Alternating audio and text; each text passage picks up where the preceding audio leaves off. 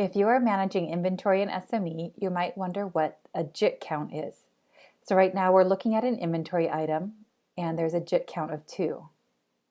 JIT stands for just in time, and the JIT count increases if you're putting an inventory item on a service order and there isn't any stock available in your warehouses to fulfill that demand on that work order. So for example, this item has 0 quantity in our warehouses and 0 available to put on a work order.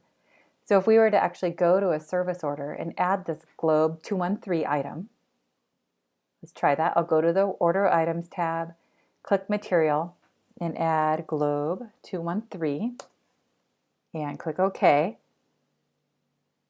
You'll notice the item turns yellow.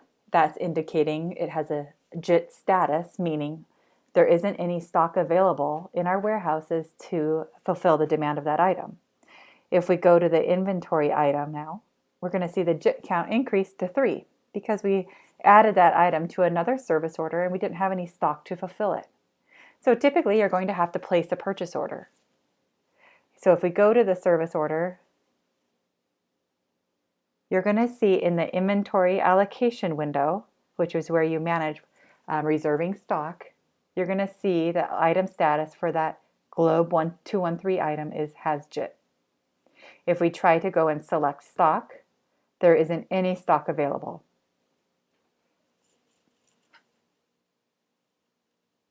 Another situation where you might have JIT status is if you have an inventory item. Let's find an inventory item that has stock available. So this item has 13 items available.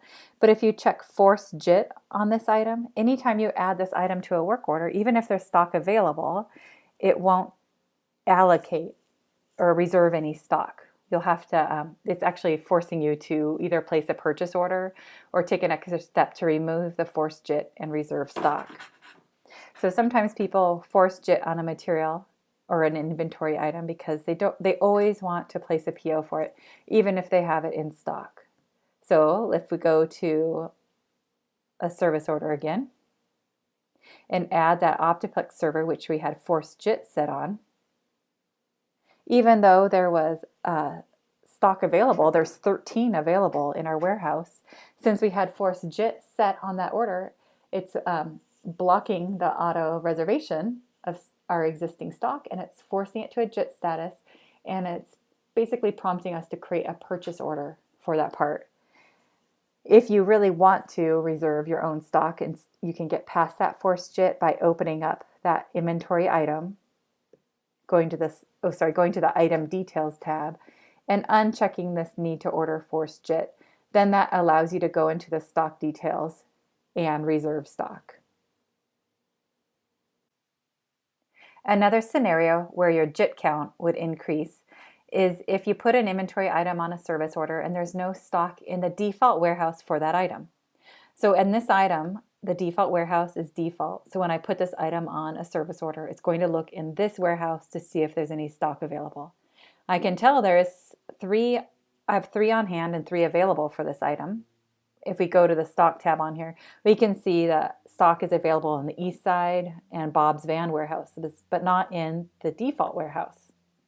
So let's go to the service order and add scanner 1234. So I'll go to the Order Item tab, click Material, and I'll choose scanner 1234 and go ahead and click OK. Now when we go to the inventory allocation window, you're going to see the scanner 1234, and it's automatically trying to allocate or reserve stock from the default warehouse for that item, which is set as the default warehouse. But I know there's stock available in the other 2 warehouses. So if you click the select icon on the left, it allows you to choose what warehouse you want to reserve stock from. So I actually want to reserve stock out of Bob's van. I know there's 2 available in his van. So if I double click on it, it allows me to reserve stock from Bob's van. So you saw that when we added that item to the order, it tried to reserve or allocate stock from the default warehouse for that item. If there's no stock in the default warehouse, it goes to the JIT count. Even if there's stock available in other warehouses, it always looks in the default warehouse.